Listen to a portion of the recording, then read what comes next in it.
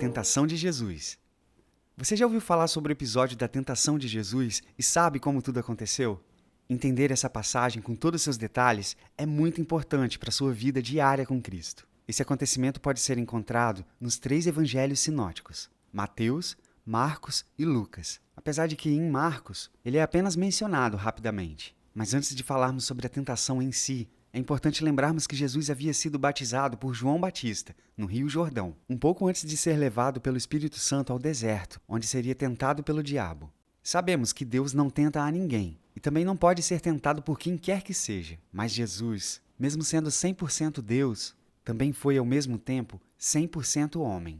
O objetivo de Deus em permitir que Jesus enfrentasse tal tentação não era induzir Jesus a pecar, mas provar que ele estava apto para ser o Salvador do mundo, vivendo uma vida isenta de pecados enquanto homem. Vamos entender melhor sobre isso a partir de agora. Para traçarmos uma melhor compreensão acerca do tema, usaremos como base o texto de 1 João 2,16, em que o apóstolo, inspirado pelo Espírito de Deus, declarou: "Pois tudo o que há no mundo, a cobiça da carne, a cobiça dos olhos e a ostentação dos bens, não provém do Pai, mas do mundo."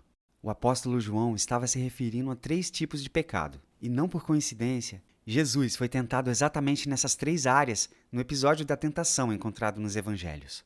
A primeira tentação enfrentada por Jesus está relacionada à cobiça da carne. Após ter passado 40 dias em jejum, a Bíblia afirma que Jesus teve fome. Jesus não foi tentado no templo nem no batismo, mas no deserto, onde estava sozinho, com fome e, com certeza, mais vulnerável. Não se tratava de uma fome comum. Jesus estava faminto e fraco. Sabendo da debilidade física de Jesus, Satanás se aproveitou dele e lançou a primeira tentação: "Se és o Filho de Deus, manda que estas pedras se transformem em pães." Jesus responde prontamente, usando a própria palavra. Está escrito: "Nem só de pão viverá o homem, mas de toda palavra que procede da boca de Deus." Relembrando um trecho de Deuteronômio. É interessante como a primeira tentação se tratava de uma necessidade comum ao ser humano. Jesus foi tentado na cobiça da carne, mas decidiu não ceder à tentação nem usar seu poder divino para satisfazer seu desejo natural por alimento. Jesus estava naquele lugar para jejuar. Por isso, mesmo que o alimento fosse algo bom, o momento era inapropriado. Jesus sabia disso e resistiu. O inimigo pode agir da mesma forma conosco, e muitas vezes pode nos tentar em áreas comuns para satisfazer um desejo perfeitamente normal. Ainda assim estaríamos pecando. Voltando ao fato de que Jesus estava faminto, queremos te fazer pensar. Você se lembra da história de Esaú e Jacó?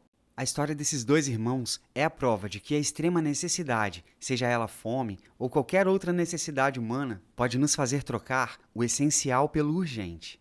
Esaú estava faminto e cansado de um dia todo de caça, e acabou por vender o seu direito à primogenitura a Jacó, o irmão mais novo, por um simples prato de lentilha. A decisão de Esaú, pensando apenas no agora, era irreversível. Na segunda tentação, Satanás levou Jesus a Jerusalém e o colocou na parte mais alta do templo, de onde Jesus podia ver toda a cidade de Jerusalém atrás de si, e também uma grande extensão da nação à sua frente. Com toda aquela vista, Satanás diz a Jesus: "Se és o Filho de Deus, joga-te daqui para baixo. Pois está escrito: ele dará ordens aos seus anjos a seu respeito, e com as mãos eles o segurarão, para que você não tropece em alguma pedra." Sim, você ouviu direito. Satanás usou a palavra de Deus na segunda tentação, o que deve nos alarmar ainda mais quanto à sua astúcia. Não se esqueça que estamos analisando a tentação de Jesus lado a lado com o texto de 1 João, em que o apóstolo fala sobre a cobiça dos olhos, a cobiça da carne e a ostentação dos bens. A segunda tentação se relaciona com a ostentação dos bens. Perceba, Jesus estava no local mais movimentado de Jerusalém, o templo.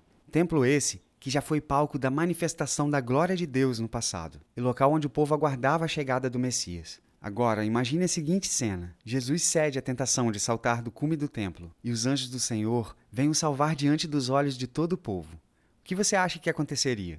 Inevitavelmente, o povo o aclamaria como Messias. Seria um espetáculo inquestionável. De fato, Jesus precisou resistir à tentação de ostentar aos olhos do povo, se abstendo do prestígio e escolhendo trilhar o caminho da humildade. Satanás, na segunda tentação, queria que Jesus cedesse à glória carnal, deixando de lado a missão específica que ele sabia que precisava passar. Jesus responde à citação de Satanás com outra citação bíblica. Também está escrito: "Não ponha à prova o Senhor, o seu Deus." A terceira e última tentação, Satanás levou Jesus a um monte muito alto e, mostrando os reinos do mundo e seu esplendor, disse: Tudo isso te darei se prostrares e me adorares. Aqui, Jesus foi tentado com a cobiça dos olhos. Satanás tentou induzir Jesus à apostasia, tentando encantá-lo com a glória do mundo. O mesmo aconteceu com Eva no Jardim do Éden. A árvore que continha o fruto do conhecimento do bem e do mal estava posicionada no meio do jardim. Tanto Adão quanto Eva estavam habituados a ver aquela árvore, mas sabiam que Deus os havia proibido de comer do fruto que ela dava. Eles foram advertidos de que, no dia que comessem daquele fruto, eles certamente morreriam. Ao ser tentada pela serpente, a Bíblia afirma que Eva viu que o fruto era atraente aos olhos e agradável ao paladar, e assim cedeu aos seus encantos. Adão e Eva, ao caírem em uma tentação muito parecida com a de Jesus, trouxeram o pecado ao mundo. A resposta de Jesus a essa última tentação foi rápida e direta. Retire-se, Satanás, pois está escrito: adore o Senhor, o seu Deus, e só a ele preste culto. Jesus resistiu e Satanás o deixou. É importante deixarmos algo muito claro aqui. Tentação não é pecado. O apóstolo Tiago escreveu em sua carta: cada um, porém, é tentado pelo próprio mau desejo, sendo por este arrastado e seduzido. Então, esse desejo, tendo concebido, dá à luz o pecado, e o pecado, após ter sido consumado, gera a morte. A própria palavra nos garante que a tentação por si só não é pecado. Quanto alívio podemos sentir ao saber que a tentação se torna pecado apenas se for aceita na mente e cultivada no coração. De fato, podemos não ter controle sobre as tentações que sofremos, mas com certeza podemos controlar nossas ações quando tais tentações batem à nossa porta. Lembre-se que Deus não tenta a ninguém.